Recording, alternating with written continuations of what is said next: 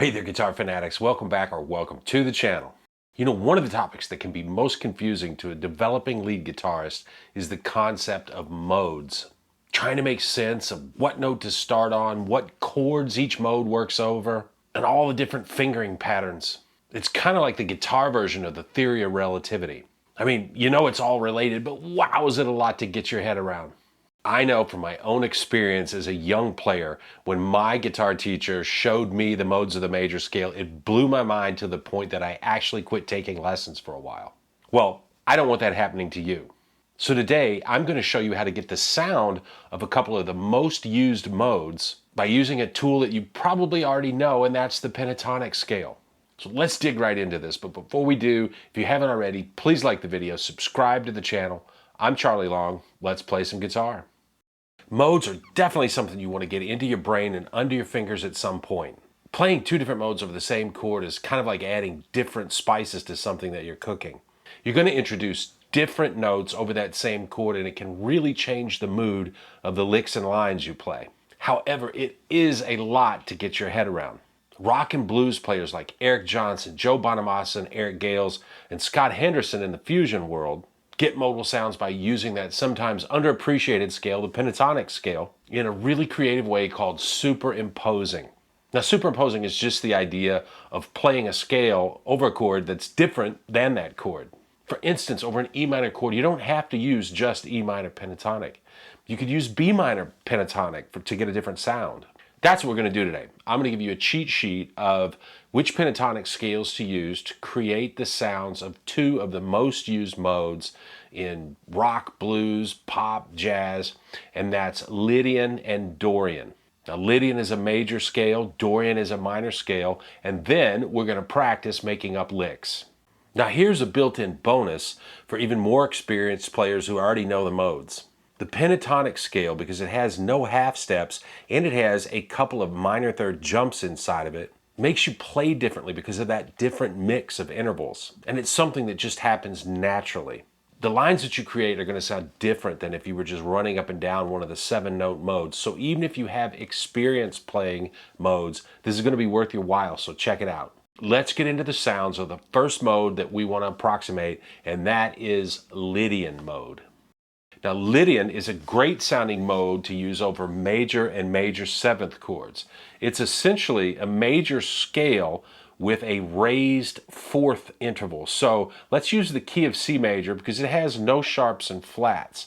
The notes of C major would be C, D, E, F, G, A, and B. And to get the Lydian mode, we would raise the 4th note, which is F, to F sharp. That results in this sound. Compare that to major.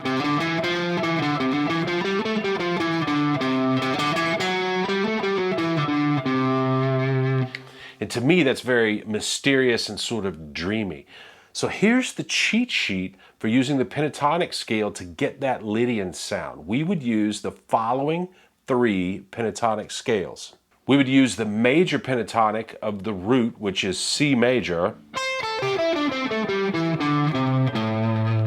We would use the minor pentatonic up a major third, so that would be 4 frets, so that would be E minor. And we would use the minor pentatonic down half a step from our root, so that would be B minor. So why does this work? So the C Lydian mode would have the notes C, D, E, F sharp, G, A, and B. Now the C major pentatonic has the notes C, D, E, G, and A. And you notice that we're missing B and F sharp from that C Lydian scale.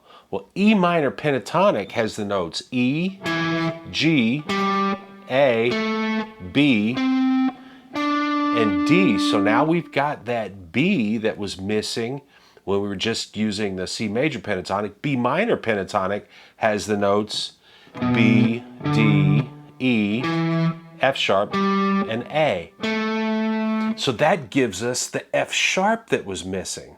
So the process we're going to use is to play fragments of each of the 3 pentatonic scales and combine them. So while none of the 3 has all the notes of the Lydian mode, combined they do. And as I mentioned before, because each of the 3 pentatonics has slightly different notes and a different combination of intervals, the lines we play are going to sound really different and fresh compared to just running a 7-note mode or scale. So ready? Let's make up a lick. So we're going to be playing over a backing track that basically toggles between like a C add 9 and a D chord. And that's kind of a Lydian progression. So let's start our lick. We're going to be up at the E at the 12th fret of the high E string, and we're going to be in E minor pentatonic pattern 5 for this one, for this part of the lick. And we're going to play 6 notes. We're going to go right down the scale. So from E at the 12th fret of the high E string to E at the 9th fret of the G string. We're going to make a little position shift, and we're going to go to the 7th fret. That's a D note. And we're going to play 7, 9, 8, 10, 8, 10 on the G, B, and E strings. So that's actually C major pentatonic pattern 1. Where we're just playing these 6 notes.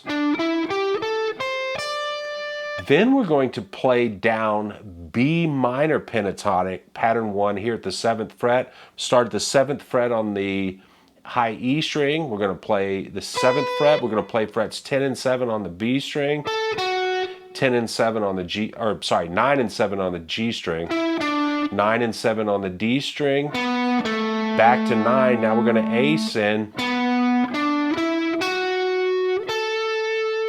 And now that we've made that little run with our B minor pentatonic, we're going to play G at the 8th fret of the B string, A at the 10th fret of the B string, and slide down to E at the 5th fret. So let's kind of put that first lick all together. We start off with E minor, transition to C, transition to B minor,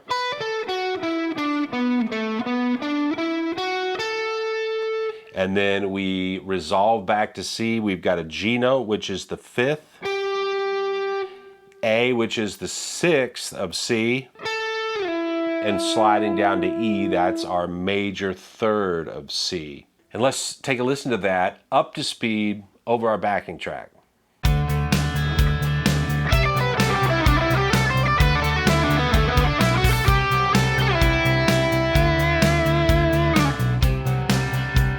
So let's try another lick. This time we're going to start off at the 7th fret of the D string, and we're going to ascend 6 notes of B minor pentatonic.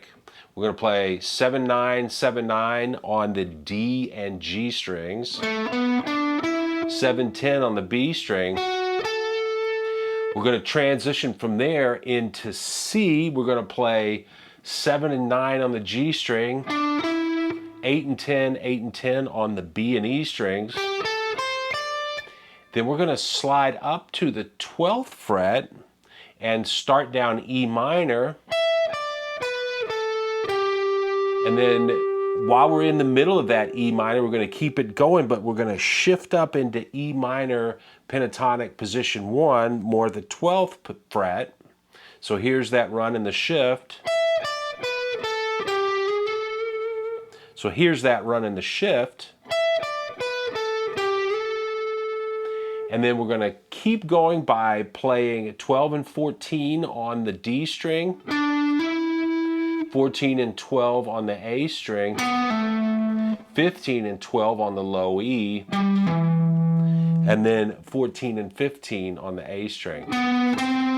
So again, we're going to end up on a C note, which is our root. I'm going to walk through that slowly.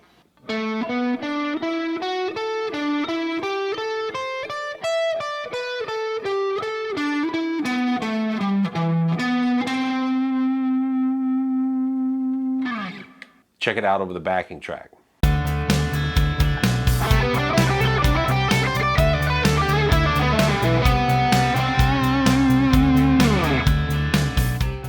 So let's do one more lick. You know, sometimes repetition can sound really stunning and really catch a listener's ear.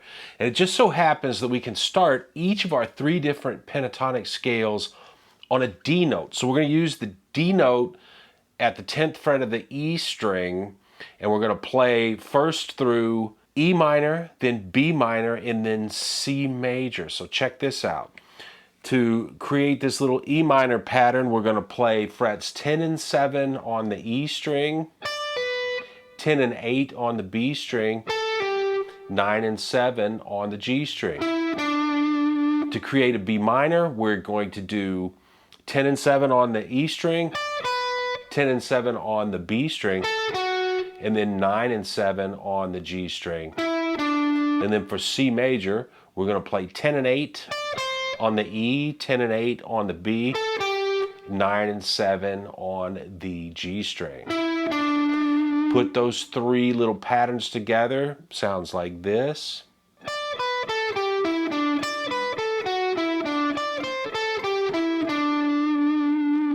Now from there, we're going to make a little shift up to, we're going to play the 10th fret, shift to the 12th fret, and go back to 10 on the B string. We're going to play frets 12 and 9 on the G string and fret 12 on the D string. We're going to play fret 12 on the G string, shift to fret 14, fret 12 on the G string again, 14 on the D, 12 on the D, 14 on the A string, 15 on the A string, and then we're going to end by playing the A at the 14th fret of the G string and pulling off to the G note. Let's check that lick out over our backing track.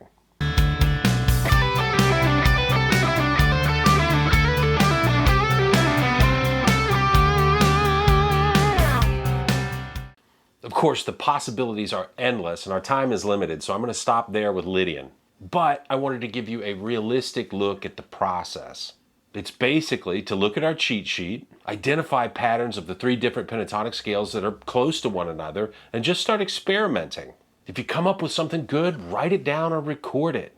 Practice it, hone it, make up variations in phrasing and timing. Fire up some different backing tracks, try it out. Before long, you're going to have a whole toolbox full of licks and lines at your disposal. Okay, let's do some minor sounds with Dorian mode. Let's look at the A minor scale because once again, it doesn't have any sharps or flats. A minor has the notes A, B, C, D, E, F, and G. And of course, we're back to A. A minor mode that sounds to me really dark and kind of spooky is Dorian mode. And what makes it different from the natural minor scale is that the 6th note of the scale is raised a half step. So natural minor we had A, B, C, D, E, F, and G. Dorian mode we have A, B, C, D, E, F sharp, and G.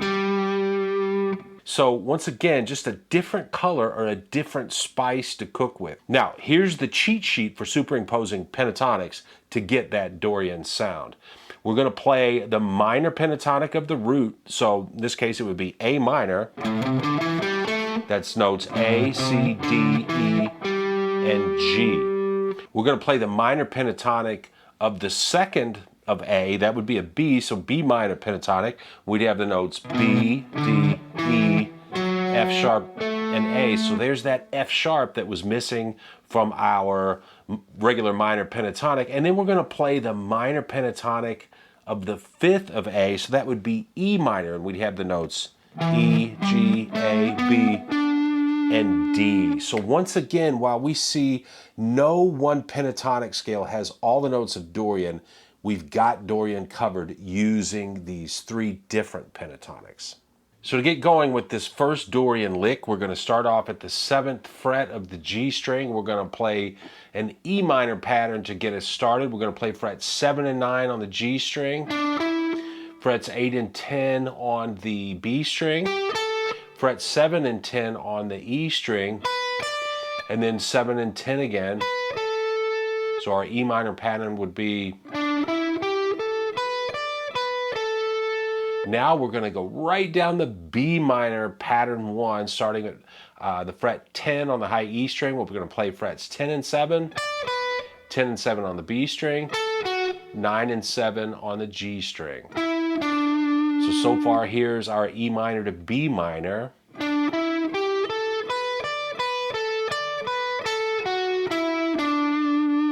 We're going to transition to A minor pentatonic, and we're going to start with the A at the 10th fret of the B string, shift that to the G at the 8th fret of the B string, and then play E at the 5th fret, and then we're going to play frets 7 and 5 on the G string, D string, A string, and then frets 8 and 5 on the low E.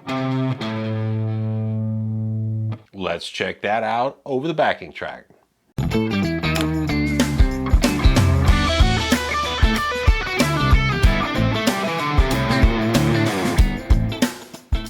So for our second Dorian Lick, we're going to put a little more spice into the rhythms of the notes we play here. That Dorian backing track is a little funky, and we've been playing things pretty straight. So we're going to start off in the B minor position at the 7th fret, and we're going to play fret 7, 9, 7, 9 of the D and G strings. But we're going to start off by playing a triplet. So we have a little syncopation there. And then we're going to play frets 7, 10, and 7, 10 of our B and E strings. So it would sound like this. We're going to go up to fret 12 and then play fret 10 again. Fret 12 and 10 of the B string. We're going to go to fret 12 of the G string, but we're going to slide into fret 14. That's an A note. So now we're transitioning to A minor pentatonic. So we play frets 14, 13, 12 on the G, B, and E string. Play the G at fret 15 and slide to the A at fret 17. We're going to go and play frets 15, 17, 15 on the B string, 17 and 14 on our G string, 17 and slide into 19 on the D string. So far we've got this.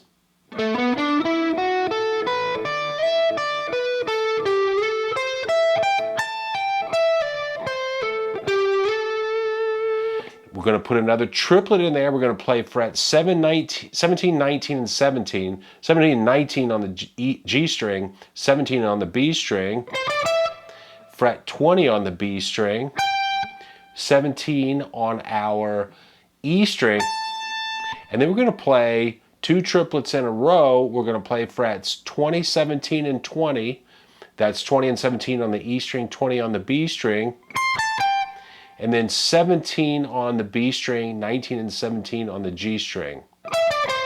So that would be, and we're going to end things up with the A note at the 19th fret of our D string.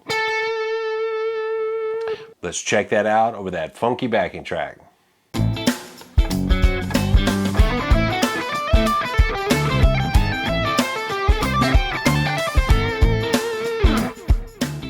One last Dorian Lick, and we're really going to move around here and cover a little ground.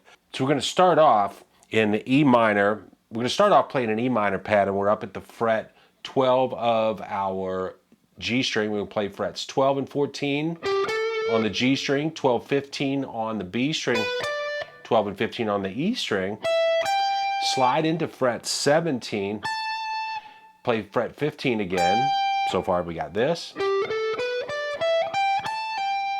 Frets 17 and 15 on the B string, 17 and 14 on the G string. Play frets 17 slide into 19 on the high E, back to 17, frets 19 and 17 on the B string, frets 19 and 16 on the G string, and 19 on the D string. Then we're going to jump up to fret 20 and slide to fret 22 and back to 20 on the high E string. Pull off to fret 17, play frets 20 and 17 on the B string, frets 19 and 17 on the G string.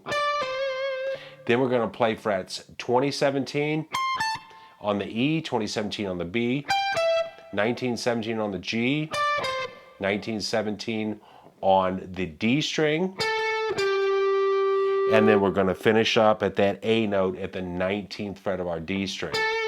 So we resolve everything back to that A minor pattern at the end. And here it is over that backing track.